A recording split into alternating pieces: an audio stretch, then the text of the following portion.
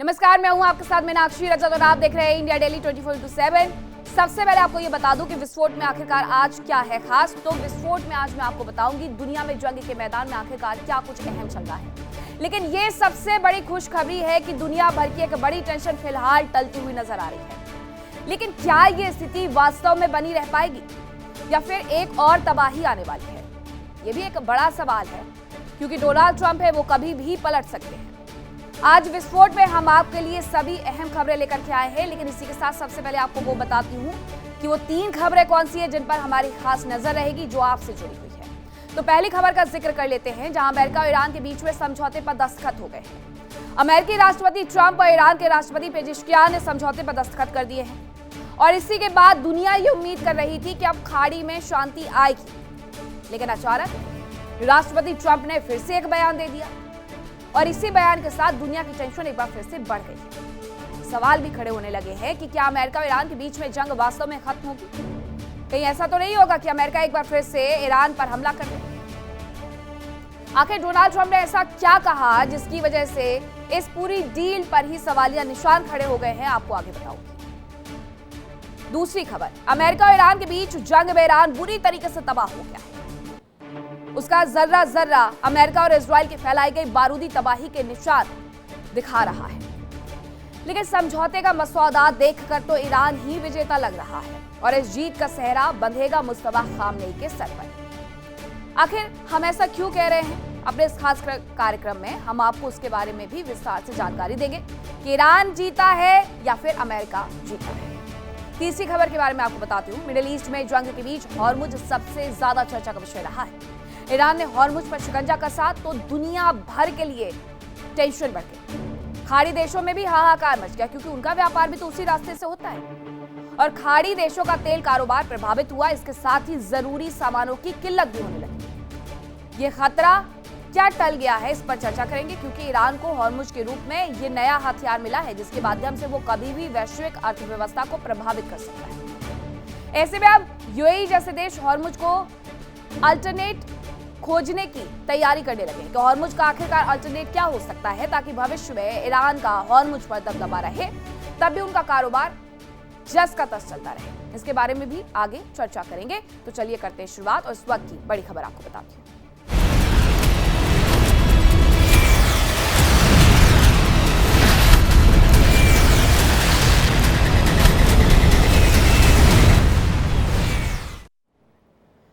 G7 के मंच पर डील साइन हुई ही है कि बयानों का जिक्र होने लगा है, बयानों की बाढ़ आ गई है। अब देखिए, यूएस ईरान डील पर गालिबाफ का बड़ा बयान सामने आया है। गालिबाफ ने डील को अमेरिका की हार करार दिया और जब इस तरीके से बयान आते हैं, डोनाल्ड ट्रंप फिर से यू टर्न ले लेते हैं। बी गालिबाफ कह रहे हैं कि यह अमेरिका की हार है, यह डील अमेरिका की बड़ी नाकामी है। युद्ध से ज्यादा हमने वार्ता की मेज पर हासिल कर लिया है, ये उनकी तरफ से कहा गया है। अब उनकी तरफ से ये बयान दे तो दिया गया है, लेकिन डोनाल्ड ट्रंप कब बुरा मान जाए और कब वो आगे बढ़कर के हमला कर दे, ये कोई नहीं कह सकता है। ये सीधे सीधे प्रोवोक किया जा रहा है अमेरिका को, और अगर अमेरिका ने इसे ज्यादा दिल पर ले लिया तो एक बार फिर से खाड़ी में युद्ध छिड़ सकता है, क्योंकि इजराइल ने अभी तक अपना बोरिया बिस्तर और अपने हथियार समेटे नहीं है। इजराइल तो हमेशा से ये कहते आ रहा है कि जब अमेरिका चाहेगा तब ये युद्ध समाप्त हो जाए, ये नहीं होने वाला है। जब इजरायली डिफेंस फोर्स चाहेगी तब ये युद्ध समाप्त होगा। हालांकि आज का सच यही है कि G7 समिट पर, G7 के मंच पर डोनाल्ड ट्रंप ने कहा यह मेरे लिए बहुत मुश्किल है, लेकिन उसके साथ साथ हस्ताक्षर भी कर दिए हैं। दूसरी तरफ से पेजेश्कियान, ईरान के राष्ट्रपति, उनकी तरफ से हस्ताक्षर किए गए हैं और इसी के साथ इस डील को अब क्लोज माना जा रहा है। लेकिन बी गालिबाफ, जो कि ईरानी संसद के स्पीकर हैं, उनकी तरफ से कहा गया है कि हमने युद्ध से ज्यादा वार्ता की मेज पर हासिल कर लिया है और यह अमेरिका के लिए नाकामयाबी है। लेकिन दूसरी तरफ युद्ध में हुए नुकसान को भरने की कोशिश में यूएस उतर आया है। हथियारों का प्रोडक्शन बढ़ाने की कोशिश उसकी तरफ से शुरू हो गई है। ईरान से युद्ध में अमेरिका को काफी ज्यादा नुकसान उठाना पड़ा है अपने हथियारों को लेकर के। ईरान के सस्ते हथियारों से यूएस के महंगे हथियार और ड्रोन बर्बाद हो गए। इसीलिए ईरान के सस्ते हथियारों से जो बर्बादी आई है, उसके बाद यूएस ने अपने महंगे हथियारों का प्रोडक्शन एक बार फिर से तेज कर दिया है, क्योंकि वो कभी ना कभी किसी ना किसी देश के साथ उलझा रहेगा। यहां से निकला है तो ब्राजील से बयान आने शुरू हो गए हैं ब्राजीलियन राष्ट्रपति के कि हमारे यहां पर मत आना और ब्राजील के साथ बहुत अच्छे संबंध हाल फिलहाल में नजर नहीं आते अमेरिका के। मैक्सिको के साथ भी यही स्थिति बनी हुई है, ग्रीनलैंड के साथ भी यही स्थिति बनी हुई है। तो अब युद्ध लड़ने के लिए हथियार तो चाहिए, इसीलिए प्रोडक्शन यहां डील साइन, उधर दूसरी डील पर काम करना शुरू कि जल्द से जल्द हथियार बना लिया जाए ताकि बाकी के देशों को भी तो दहला दे, उन्हें हम अपनी शर्तों पे ले आए। लेकिन यहां पर उल्टा हुआ। शुरुआत से हमने आपको बताया था विस्फोट में कि ईरान एक ऐसा नेविगेटर है, एक ऐसा नेगोशिएटर है जो किसी भी मुद्दे को अपने हिसाब से नेविगेट करेगा, अपने हिसाब से उससे मोड़ देगा, अपने हिसाब से वो नेगोशिएट करके तमाम बातों को मनवा लेगा। और इस डील में भी यही हुआ है। उसने एक अच्छे नेगोशिएटर की भूमिका अदा की और उसकी जो तमाम शर्तें थी वो उसने मनवा ली हैं। इसीलिए अमेरिका को हारा हुआ भी गालिबाफ कह रहे हैं। अमेरिका और इजरायल ने जंग का आगाज किया।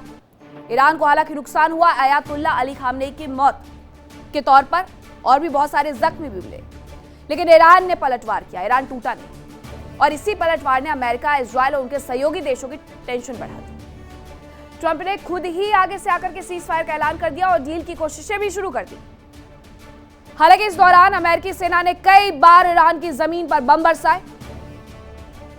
आज का सच यह है कि डील साइन हो चुकी है। तो क्या इस बार ट्रंप इस डील का सम्मान करेंगे या फिर से एक बार मिडिल ईस्ट में जंग की आग को भड़काएंगे? इस रिपोर्ट से समझिए।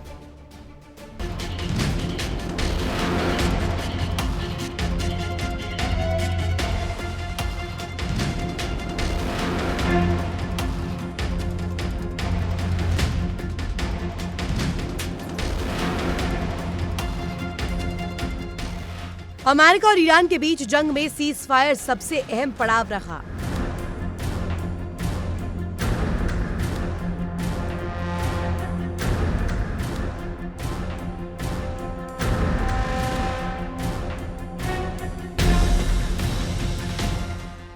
डील के लिए मध्यस्थ देशों ने प्रयास किया।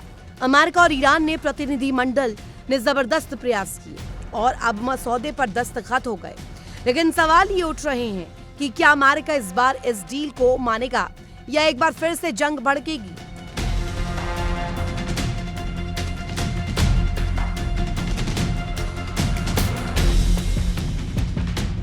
ये सवाल यूं ही नहीं उठ रहे, बल्कि ये सवाल खड़े हुए हैं राष्ट्रपति ट्रंप के एक बयान से। We'll go back to shooting at them, dropping bombs on their head. If I don't like it, if they don't behave, we'll go right back to dropping bombs right smack in the middle of their head. Okay? Because they've misbehaved for 47 years.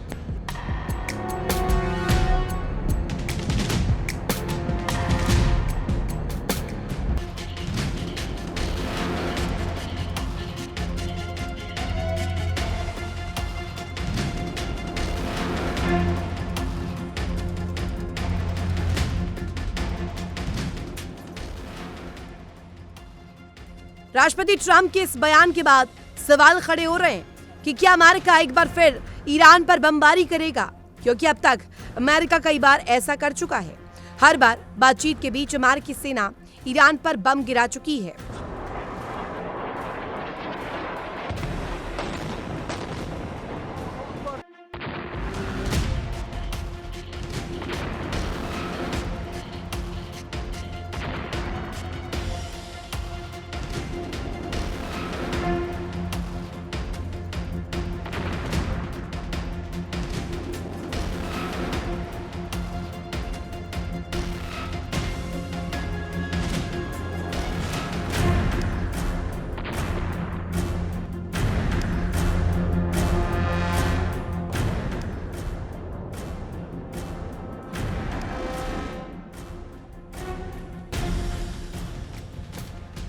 जंग का आगाज भी कुछ ऐसे ही हुआ था।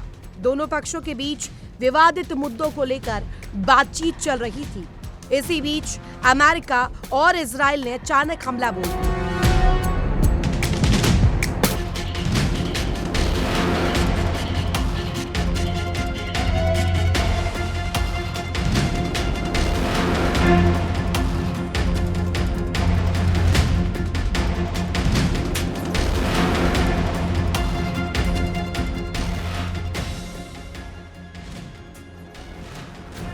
एक महीने से ज्यादा चली इस जंग के बाद अचानक राष्ट्रपति ट्रंप ने सीज फायर का ऐलान कर दिया।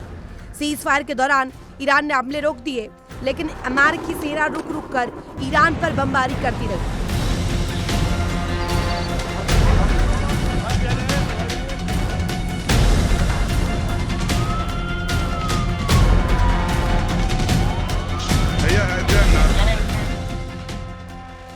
राष्ट्रपति ट्रंप ने भी कई बार ईरान को अंजाम भुगतने की धमकी दी।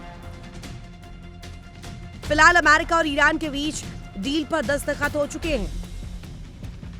अमेरिकी राष्ट्रपति डोनाल्ड ट्रंप और ईरानी राष्ट्रपति पेजेश्कियान ने समझौते पर हस्ताक्षर किए कि इस डील के जरिए ईरान जीत गया। ईरान ने बीते कई दशकों में जो कुछ खोया है वो इस अनकहे अनचाहे युद्ध के जरिए उसे मिल गया। अंतर्राष्ट्रीय प्रतिबंध लगने के बाद ईरान की अरबों डॉलर की संपत्ति विदेशों में फ्रीज कर दी गई, जिसके मिलने की शायद ईरान को उम्मीद भी नहीं थी। लेकिन समझौते के तहत ईरान को वो पैसे मिलने जा रहे हैं। अमेरिका और इजराइल ईरान के लंबी दूरी के बैलिस्टिक मिसाइल प्रोग्राम और प्रॉक्सी संगठनों को सपोर्ट करने पर रोक लगाने का प्रयास कर रहे थे, लेकिन डील के बाद खुद राष्ट्रपति ट्रंप ने ही मान लिया कि ईरान के पास अगर बैलिस्टिक मिसाइलें हैं तो कोई दिक्कत नहीं। और तो और प्रॉक्सी संगठनों को सपोर्ट के बारे में डील में कोई मुद्दा है ही नहीं, यानी इजराइल की मुश्किलें बढ़नी तय है। ईरान पर लंबे समय से अंतर्राष्ट्रीय प्रतिबंध लगे हुए हैं, जिनकी वजह से उसे आधुनिक तकनीक हासिल करने, उसके विकास करने में दिक्कत आ रही थी। लेकिन समझौते के सहारे ये प्रतिबंध भी हट गए और अब ईरान के विकास का रास्ता भी साफ होता दिख रहा है। ईरान को हॉर्मूज के रूप में आय का एक साधन तो मिला, हालांकि फिलहाल उस पर टोल वसूलने की इजाजत उसे नहीं मिली, लेकिन उसे हॉर्मूज के रूप में एक ऐसा हथियार मिल गया है जिसके जरिए वो कभी भी वैश्विक अर्थव्यवस्था को हिला सकता है। जाहिर है कि डील के जरिए ईरान विजेता बनता दिख रहा है, लेकिन सवाल ये उठ रहा है कि क्या अमेरिका इस समझौते का सम्मान करेगा या फिर मिडिल ईस्ट में एक बार फिर युद्ध भड़क उठेगी।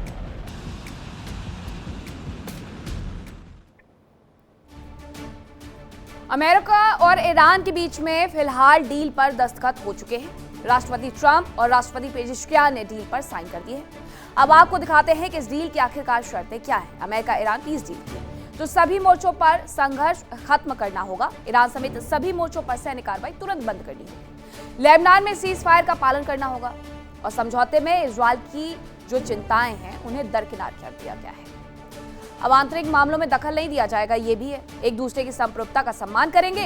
अमेरिका और ईरान एक दूसरे के घरेलू मामलों में कोई दखल अंदाजी नहीं करेंगे। ईरान में लागू रहेगा कट्टरपंथी इस्लामिक शासन, ये बताया गया है।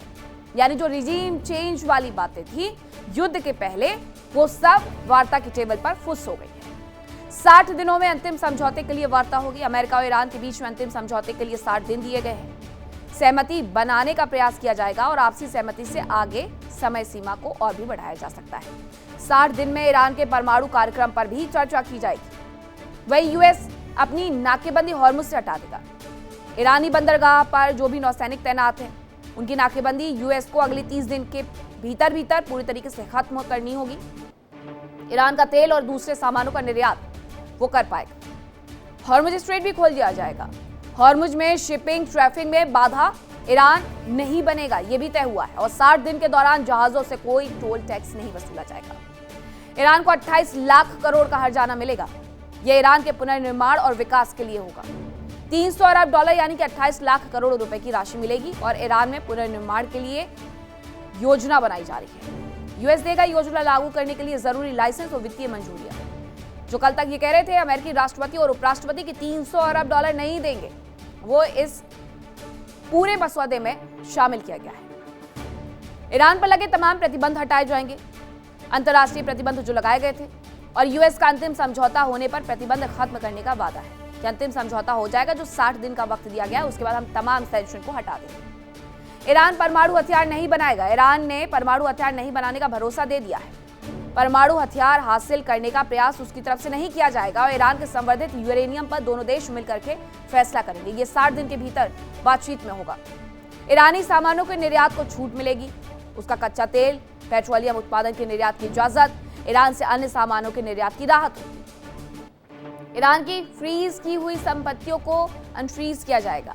विदेशों में जो संपत्तियां फ्रीज हैं उन्हें रिलीज करना होगा, उसकी प्रक्रिया आपस में तय कर ली जाएगी। निगरानी व्यवस्था लेकिन बनी रहेगी। अमेरिका और ईरान मिलकर के एक विशेष निगरानी व्यवस्था के लिए काम करेंगे और इसके माध्यम से समझौते की शर्तों का पालन पर नजर रखेंगे। सभी मुद्दों पर चर्चा तुरंत शुरू नहीं होगी। दोनों देशों को समझौते के अहम पॉइंट्स को पहले लागू करना होगा।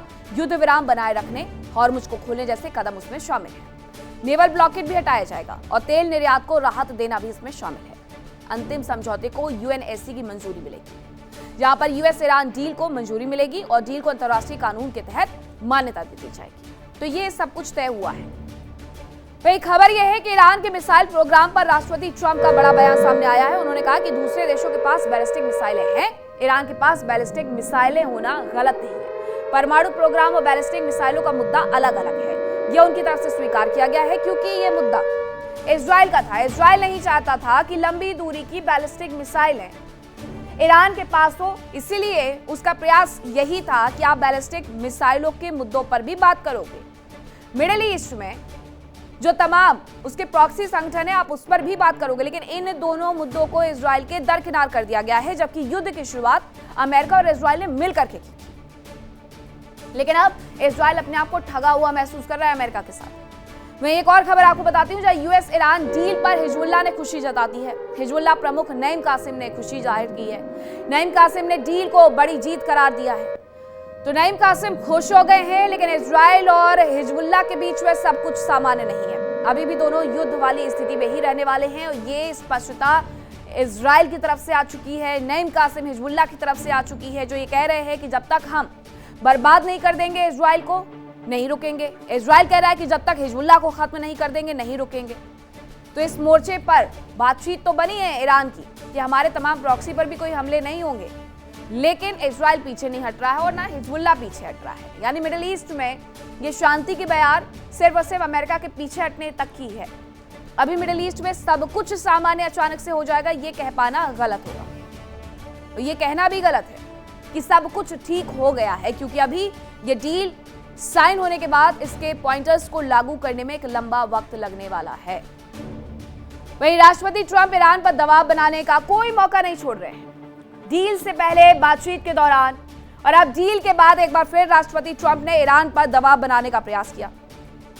उन्होंने एक बार फिर से बमबारी की धमकी दी है और राष्ट्रपति ट्रंप ने एक बार फिर ईरान के जनरल कासिम सुलेमानी को याद कर लिया और उन्हीं के माध्यम से ईरान के जख्मों को कुरेदने का प्रयास किया है। अब कैसे, इस रिपोर्ट में देखें।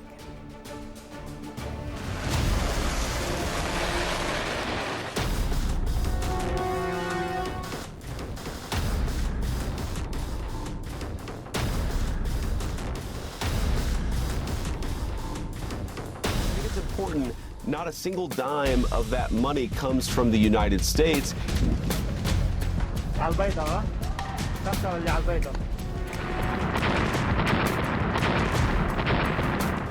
जनरल कासिम सुलेमानी, ये वो नाम है जो ईरान की इस्लामिक रेवोल्यूशनरी गार्ड कॉर्प्स यानी आईआरजीसी के वरिष्ठ कमांडर रहे। उन्होंने कुद्स फोर्स के जरिए क्षेत्र में मौजूद ईरान की प्रॉक्सी संगठनों के सपोर्ट को मजबूत करने में अहम भूमिका निभाई। जनरल सुलेमानी के कद का अंदाजा इसी बात से लगाया जा सकता है कि ट्रंप के पिछले कार्यकाल के दौरान सुलेमानी की हत्या की गई थी और अब तक राष्ट्रपति ट्रंप उस वाक्य को अपनी जीत के तौर पर पेश कर रहे हैं। राष्ट्रपति ट्रंप ने साफ तौर पर कहा कि अगर सुलेमानी होते तो ईरान के साथ डील नहीं हो पाती।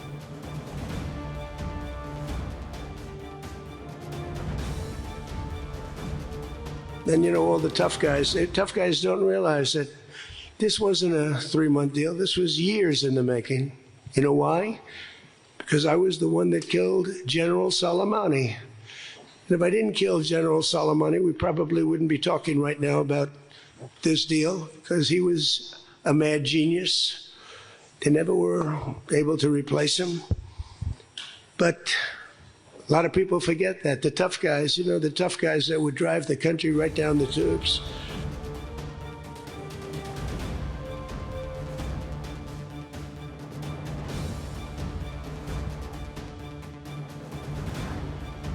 जनरल कासिम सुलेमानी किस कदर अमेरिका की आंखों की किरकिरी बने हुए थे, इसका अंदाजा इसी बात से लगाया जा सकता है कि अमेरिका ने उन्हें आतंकवादी घोषित कर रखा था।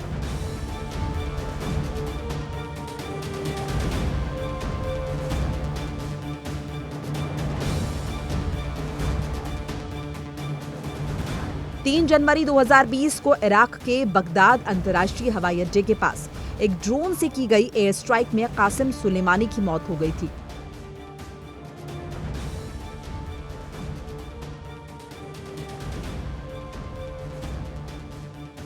इस हमले का आदेश राष्ट्रपति ट्रंप ने ही अपने पिछले कार्यकाल में दिया था।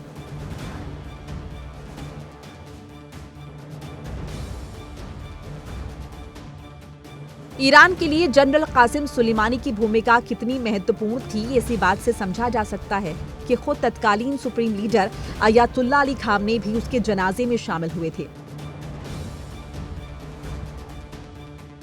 और उनकी आंखें भी नम हो गई थी। उनकी मौत पर पूरा देश रोया था। राष्ट्रपति ट्रंप इससे पहले भी जनरल कासिम सुलेमानी को काबिल इंसान बता चुके हैं। हालांकि उन्होंने सुलेमानी को दुष्ट जीनियस भी बताया था। साथ ही दावा किया था कि सुलेमानी ही रोड साइड बॉम्ब के जनक थे। उन्होंने जो कुछ भी किया वो बेहद भयानक था। A lot of people forget that the tough guys, the tough guys that would drive the country right down the tubes. General Qasem Soleimani Iran की इस्लामिक रेवोल्यूशनरी गार्ड कॉर्प्स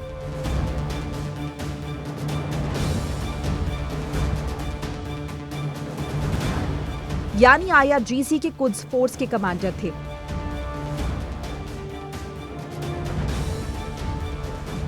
वो 1998 से 2020 तक इस पद पर रहे।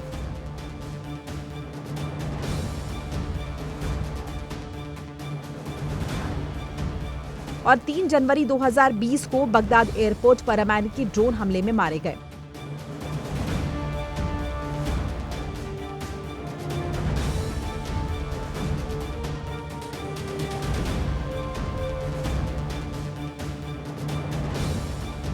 पश्चिमी देश अमेरिका और उसके सहयोगी सुलेमानी को मिडिल ईस्ट का सबसे खतरनाक व्यक्ति मानते थे, क्योंकि वो ईरान की axis of resistance proxy war के मास्टरमाइंड माने जाते थे।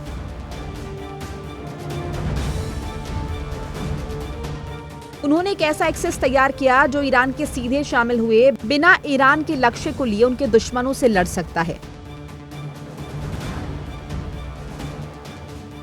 सुलेमानी ने हिजबुल्लाह, हूती, शिया मिलिशिया को हथियार, ट्रेनिंग और फंडिंग दी। इससे ईरान बिना सीधे युद्ध लड़े क्षेत्र में अपना प्रभाव बढ़ाता था। अमेरिका के मुताबिक सुलेमानी के कुछ फोर्स ने इराक में 2003 से 2011 के दौरान अमेरिकी सैनिकों पर हमले कराए। ईरान में सुलेमानी को एक हीरो माना जाता है, साथ ही पूरी दुनिया में भी उन्हें काबिल जनरल की तरह देखा जाता है, जिन्होंने सीरिया, इराक के हिस्सों को ISIS से आजाद कराने में महत्वपूर्ण भूमिका निभाई। फिलहाल जनरल सुलेमानी को याद करना ही इस बात का सबूत माना जा सकता है कि ट्रंप अभी भी ईरान को लेकर कितनी टेंशन में है। वो मजबूत होने के दावे चाहे जितने कर लें, लेकिन हकीकत वो भी जानते हैं कि ईरान ने ही उन्हें झुका दिया। Bureau report, India daily.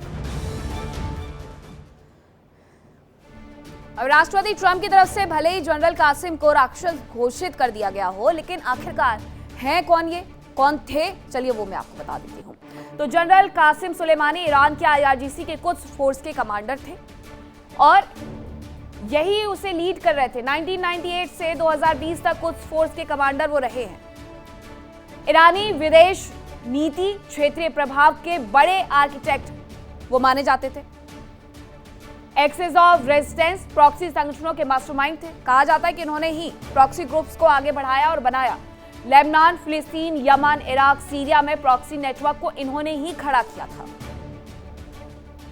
अब ये तो नहीं रहे, लेकिन इनके प्रॉक्सी इनके लिए जरूर काम करते हैं। हिजबुल्लाह, हमास, हूती, शिया मिलिशिया को हथियार और ट्रेनिंग और फंडिंग देना, ये सब इन्होंने शुरू किया। कुछ फोर्स पर इराक में 2003 से 2011 के दौरान US जवानों पर हमले का आरोप उनके ऊपर लगा।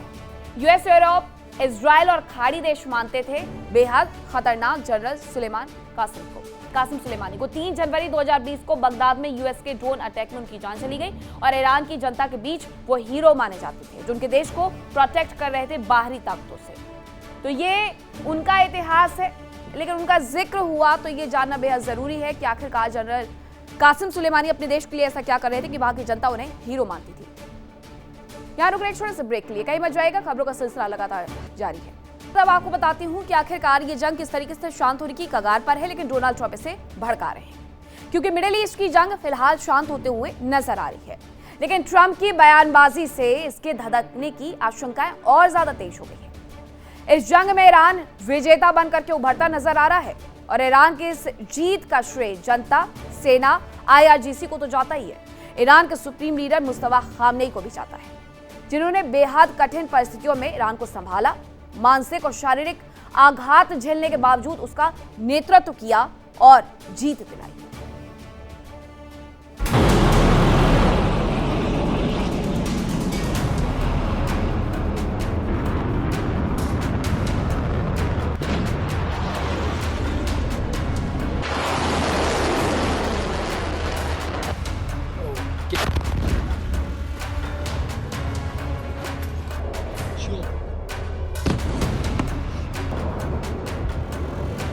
मुज्तबा खामनेई, ये नाम आज अंतर्राष्ट्रीय मीडिया के लिए नया नहीं है, क्योंकि यही वो शख्स हैं जिनकी वजह से आज ईरान के सिर पर जीत का सेहरा बंधता दिख रहा है।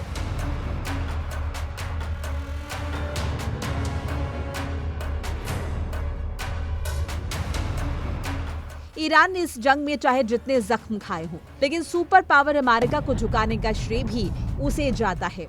मुज्तबा खामनेई ईरान के तीसरे और वर्तमान सर्वोच्च नेता हैं। उन्होंने मार्च 2026 में देश की कमान संभाली।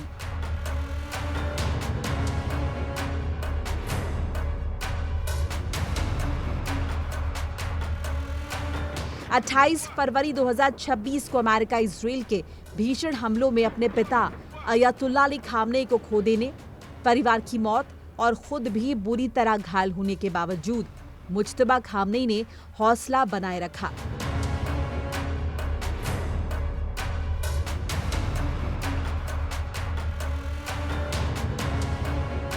मुज्तबा ने जिन परिस्थितियों में देश की कमान संभाली, उस समय अयतुल्ला अली खामनेई समेत देश की तमाम टॉप लीडरशिप खत्म हो चुकी थी। मुज्तबा खुद भी बुरी तरह जख्मी थे।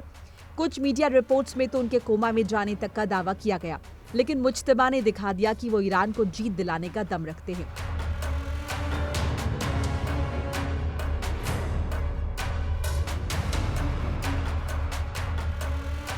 मुज्तबा ने जंग के कठिन हालात के बीच ईरान के सैन्य और प्रशासनिक ढांचे का नेतृत्व किया। बताया जा रहा है कि फिलहाल वो राजधानी तेहरान में बेहद गोपनीय और सुरक्षित जगह से शासन का संचालन कर रहे हैं।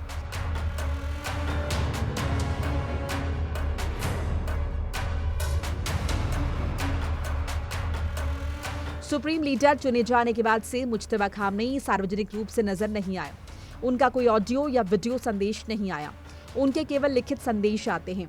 मुज्तबा खामनेई की सुरक्षा का जिम्मा IRGC संभालती है और वो ही मुज्तबा और प्रशासन के बीच ब्रिज का काम करती है।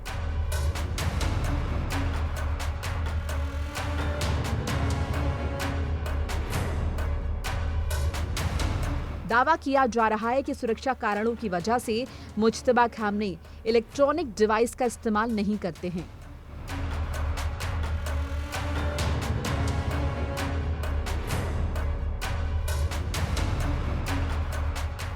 मुज्तबा खामनेई का जन्म 8 सितंबर 1969 को ईरान के मशहद में हुआ था। उनका पालन पोषण 1979 की इस्लामी क्रांति के दौर में हुआ। मुज्तबा ने तेहरान के प्रतिष्ठित अलवी स्कूल से पढ़ाई की।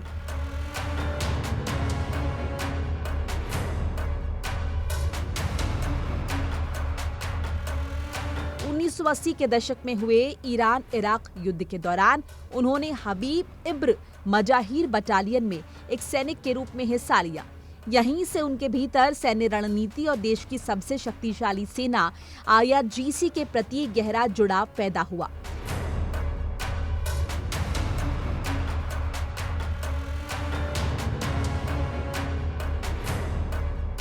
बताया जा रहा है कि युद्ध के बाद उन्होंने कौम के धार्मिक मदरसों से उच्च स्तर की इस्लामी शिक्षा पूरी की। 2008 से 2026 के बीच वो अपने पिता के आधिकारिक प्रतिनिधि के रूप में काम कर रहे थे।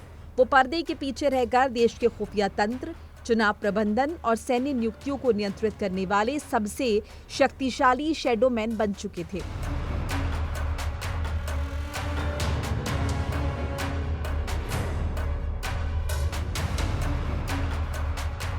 मुज्तबा खामने के नेतृत्व में ईरान की जीत पारंपरिक अर्थों में किसी देश को पूरी तरह तबाह करने जैसी नहीं थी, बल्कि ये अस्तित्व की रक्षा और शासन को बचाए रखने की एक ऐतिहासिक कामयाबी थी।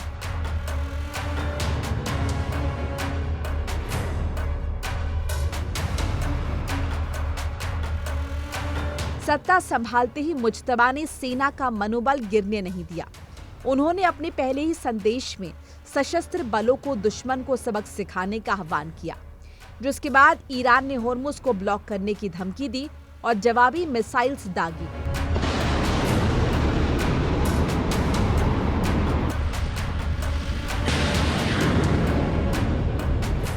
मुज्तबा के IRGC के जनरल्स के साथ पुराने और बेहद घनिष्ठ संबंध थे। इस तालमेल के कारण युद्ध के मैदान में सेना और धार्मिक नेतृत्व के बीच कोई मतभेद पैदा नहीं हुआ और पूरी ताकत से विदेशी हमलों का मुकाबला किया गया।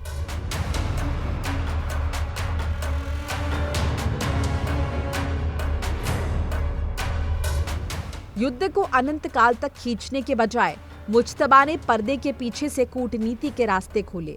अमेरिकी और इजरायली हमलों के भारी दबाव के बावजूद उन्होंने शासन को बिना झुकाए एक सम्मानजनक शांति समझौते की जमीन तैयार की।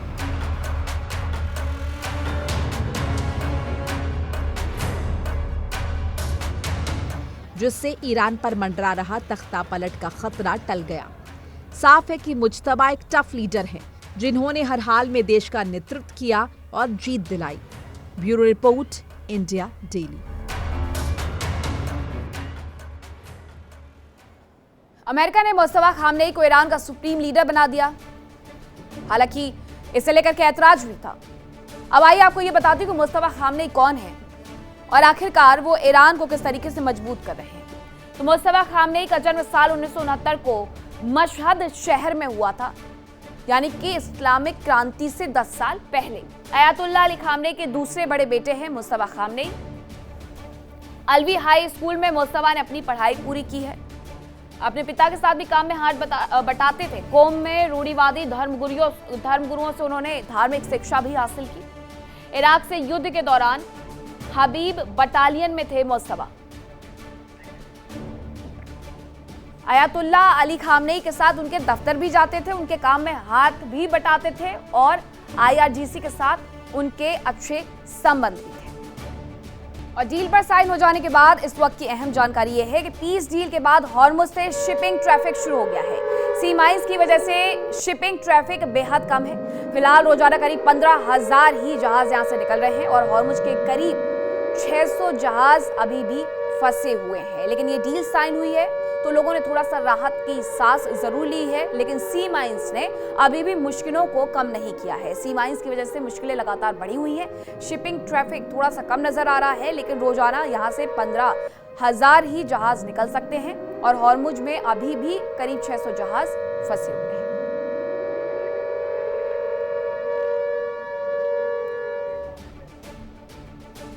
तो ये थी खबरें विस्फोट में आज की। फिलहाल रुक रहे हैं छोटे से ब्रेक के लिए, कहीं मत जाएगा। खबरों का सिलसिला लगातार जारी है। इंडिया डेली अब आपको स्मार्ट टीवी पर भी मौजूद है। इंडिया डेली 24/7 अब इन सभी प्लेटफॉर्म पर लाइव देखिए इंडिया डेली 24/7 अब आपके स्मार्ट टीवी पर। इंडिया डेली मौजूद है सभी डिजिटल प्लेटफॉर्म पर लाइव और लगातार। इंडिया डेली 24/7 हर दिन राष्ट्र को समर्पित।